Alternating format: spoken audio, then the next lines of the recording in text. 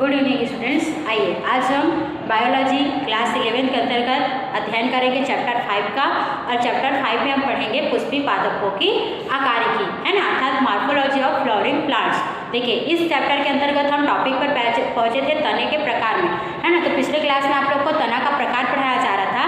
तो तना के प्रकार के अंतर्गत आप लोग को कुल 3 प्रकार बताए गए थे, वायवीय तना, अर्धवायवीय तना और भूमिगत तना, जिसमें से हम वायवीय तना और अर्धवायवीय तना का अध्ययन कर चुके हैं और आगे हम पढ़ेंगे भूमिगत तना। ठीक है, देखिए यहाँ पर भूमिगत तना का वर्णन किया जा रहा है। भूमिगत तना हम सबसे पहले किसको बोलेंगे, है ना। तो जैसे कि वायवीय और अर्धवायवीय तना में आप लोग को बताया गया था कि ऐसे तना जिसका विकास, है ना, क्या होते हैं, भू सतह के ऊपर वायु में होता है। ठीक है, वायुमंडल में होता है, जो भू सतह से ऊपर होते हैं, वायु संपर्क में रहते हैं, उसको हमने वायवीय तना बोला। अर्धवायवीय तना में हमने देखा था कि ये ऐसे तने होते हैं जो भूमि, है ना, वायवीय तने की भांति व्यवहार भी करते हैं और अर्धवायवीय तने की भांति भी व्यवहार करते हैं।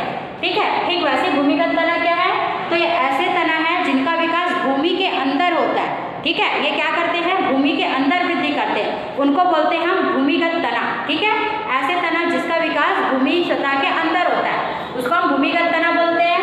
अब देखिए भूमिगत तना में होता क्या है, 4 प्रकार की क्रिया होती है ना। इस कारण हम भूमिगत तना को 4 भागों में बांट दिए। पहला है प्रकण, ठीक है, दूसरा है स्तंभकण, तीसरा है सल्ककण और चौथा है घनकण। देखिए प्रकण जिसका एग्जाम्पल हल्दी और अदरक है। हल्दी और अदरक अधिकांश लोगों ने देखा होगा। ठीक है, हल्दी और अदरक को उगाने के लिए पुनः हल्दी या अदरक के छोटे छोटे टुकड़ों का इस्तेमाल किया जाता है। क्लियर हो गया। देखिए होता क्या है प्रकण की स्थिति में, जो प्रकण का, है ना, स्तंभ होता है, स्तंभ अर्थात तना होता है, मतलब इस प्रकार के भूमिगत तना में क्या होता है, जो स्तंभ होता है, ठीक है, वो भोज्य पदार्थों को संग्रहित करके एक स्थूलकाय संरचना में बदल जाता है। ठीक है, जो भूमि के सतह के अंदर क्षैतिज रूप से वृद्धि करता है। ठीक है, और इनमें, है ना, अब देखिए इनको हमने भूमिगत तना क्यों कहा, इसलिए कहा क्योंकि देखो इसमें क्या पाया जाता है, मतलब तना की श्रेणी में इनको इसलिए रखा गया क्योंकि इनमें पर्व संधि और संधि पाई जाती है। ठीक है, और इनके पर्व संधि में होता क्या है, तो सल्कपत्र पाए जाते हैं। क्लियर हो गया, पर्व संधि पर सल्कपत्र पाए जाते हैं। और देखे होंगे जब कभी भूमि में हल्दी या अदरक के, है ना, कोई सा भी प्रकण छूटा रहता है तो उन्हीं के सल्कपत्र क्या होते हैं, है ना, मतलब उनका जो सल्कपत्र होता है वो आगे अग्रभाग पर, है ना, कलिका का निर्माण करती है ना, और यही कलिका फिर बाद में वायु के, है ना, मतलब भू सतह से ऊपर निकल जाती है और निकलकर वायवीय प्ररोह बनाती है। ठीक है, आप लोगों ने देखा होगा हल्दी और अदरक की कंडीशन में, है ना, ये भूमि के अंदर तो वृद्धि करते हैं लेकिन उससे क्या होता है, पत्ती वगैरह जो रहती है वो वायवीय भागों में, मतलब ऊपर की ओर रहती है भू सतह से, है ना। तो कहाँ से होता है, अग्रस्थ कलिकाओं में, है ना, अग्रभाग पर पाए जाने वाले कलिकाओं से विकसित होते हैं और वायु में या वायवीय भागों के रूप में दिखाई देते हैं। तो ये होता है प्रकण। समझ में आया। उसके बाद दूसरा है स्तंभकण। अब देखिए स्तंभकण क्या होता है, स्तंभकण का बहुत अच्छा एग्जाम्पल है आलू। सभी ने देखा होगा आलू, ठीक है, भूमि के अंदर पाया जाता है या विकसित होता है ना, और अनियमित रूप से फूला हुआ होता है। ठीक है, तो देखिए जब भूमिगत तना क्या हो जाती है, अनियमित रूप से फूलकर, है ना, मांसल भाग का निर्माण करती है, तो उसे ही हम स्तंभकण के नाम से जानते हैं। अब देखिए जब तने के आधारी भाग से क्या होती है, बहुत सारी शाखाएं निकलती है, मतलब यदि स्तंभकण का निर्माण तने से होता है तो तने से निकलने वाली आधारी शाखाएं भूमि में, है ना, वृद्धि करती है और उन शाखाओं के शीर्ष भाग क्या करते हैं, भोजन का संचय करने लगते हैं। भोजन संचय के कारण ये अंडाकार, गोल या शंक्वाकार के हो जाते हैं। ठीक है, उसे ही हम स्तंभकण कहते हैं। क्लियर हो गया। उदाहरण याद रखेंगे आलू। उसके बाद भूमिगत तना का तीसरा प्रकार है सल्ककण। आप देखिए सल्ककण जिसका उदाहरण लहसुन और प्याज है। सभी देखे हैं अपने आसपास लहसुन और प्याज। देखिए इसमें होता क्या है, जो भूमिगत तना होता है उसका स्तंभ छोटा और डिस्क नुमा हो जाता है। ठीक है, और यह तना क्या हो जाती है, चारों ओर से मांसल सल्कपत्र द्वारा घिरी रहती है। जैसे प्याज में देखे होंगे, है ना, कि बारी बारी से हम उसके सल्कपत्र निकालते जाते हैं, जो गुलाबी रंग का होता है ना, व्हाइट कलर का होता है। तो इस प्रकार से क्या हो जाते हैं, इस प्रकार के भूमिगत तने में स्तंभ छोटा डिस्क नुमा हो जाता है, जो चारों तरफ से मांसल सल्कपत्रों द्वारा घिरे रहते हैं, है ना। अब देखिए इन सल्कपत्रों से क्या होता है, 3 प्रकार की संरचनाएं निकलती है।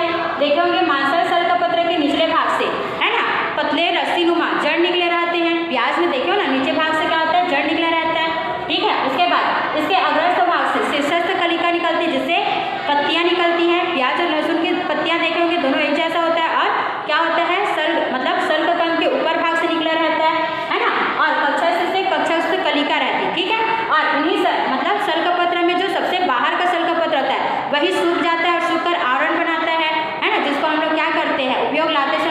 निकाल कर फेंक देते हैं। क्लियर हो गया?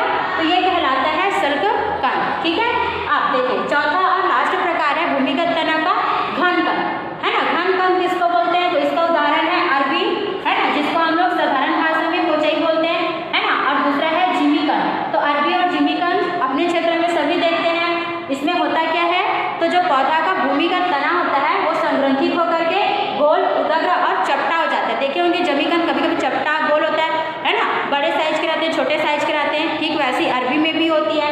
ठीक है, और इनमें क्या पाए जाते हैं? तो इनमें सल्कपत्र और अपिस्थानिक कलिकाएं पाए जाते हैं। देखिए इन अपिस्थानिक कलिकाओं से क्या होती है ना, छोटे छोटे घन कण बनते हैं। जैसे अरबी में देखे होंगे बीच में एक मोटा सा होता है, फिर उसके अगल बगल या पार्श्व साइड में छोटे छोटे अरबी लगे होते हैं। ठीक वैसे जिमी कण क्या होता है? एक मोटा सा गोलाकार जिमी कण होता है, फिर उसके, है ना, अन्य भागों में क्या होते हैं? उसी से जुड़े हुए छोटे छोटे जमी कण होते हैं, जिनको हम फिर से क्या करते हैं? तोड़ के रख देते हैं और अगले साल उगाने के लिए उपयोग में लाते हैं, है ना। तो उसे हम लोग क्या बोलते हैं? उन छोटे छोटे घन कण को उत्तरी घन कण बोलते हैं। ठीक है, और इन्हीं उत्तरी घन कणों से क्या होता है? अन्य घन कण बनते जाते हैं, है ना। मान लीजिए वही उत्तरी घन कण आकार में बड़ा होने लगा तो फिर से बड़ा घन कण बनाएगा, फिर से उसमें छोटे छोटे पुत्री घन कण लगेंगे, है ना। और इन्हीं पुत्री घन कणों से वायवीय प्ररोह मतलब उनकी जो पत्तियां होती है वो विकसित होती है। तो इस प्रकार से ये है ना, भूमिगत तना के 4 प्रकार। समझ में आया?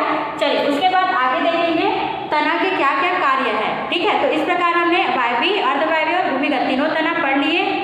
आगे देखेंगे तना के क्या कार्य है ना। तो यहाँ पे हम तना के मुख्य 5 कार्यों का वर्णन करेंगे। जैसे पहला है धारण करना। क्या धारण करना? तो देखे होंगे जो तना होता है ना, उनमें क्या होती है? शाखाएं, पत्तियां, पुष्प, फल इत्यादि लगे रहते हैं, है ना। तो हम कह सकते हैं कि पौधों का तना शाखाएं, पत्तियों, पुष्पों और फलों को धारण करने का कार्य करती है। क्लियर? उसके बाद दूसरा है संवहन, है ना। तो तना में क्या पाए जाते हैं? जाइलम वाहिका, है ना, जाइलम और फ्लोएम नामक ऊतक पाए जाते हैं। ठीक है, ये क्या करते हैं?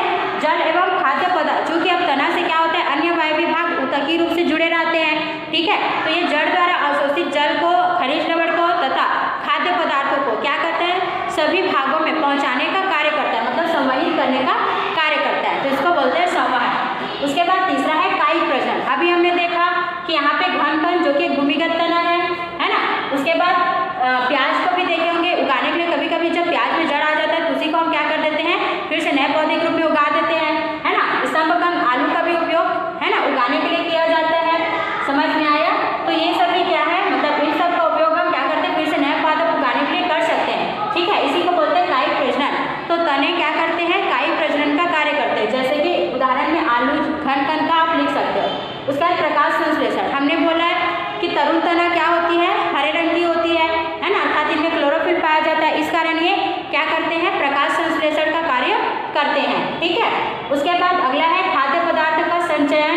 ठीक है, तो तना क्या करते हैं? खाद्य पदार्थों को संचय करते हैं और संचय करके, है ना, अनियमित आकार के संरचनाओं में बदल जाते हैं। जैसे कि प्रकंद है, स्तंभकंद है, सर्ककंद है, घनकंद है ना। और ये सभी क्या होते हैं? हमारे खाद्य पदार्थ होते हैं। ठीक है, उसके बाद आरोहण। आरोहण मतलब जैसे आप लोगों ने देखा होगा अमरबेल का जो पादप होता है वो दूसरे पौधों पर लिपट कर, है ना, वृद्धि करता है, अपना जीवन चक्र पूर्ण करता है। तो इसी को क्या बोलते हैं? मान लीजिए यहाँ पे अमरबेल का पौधा नीम के पौधे पर उगा हुआ है, तो नीम का पौधा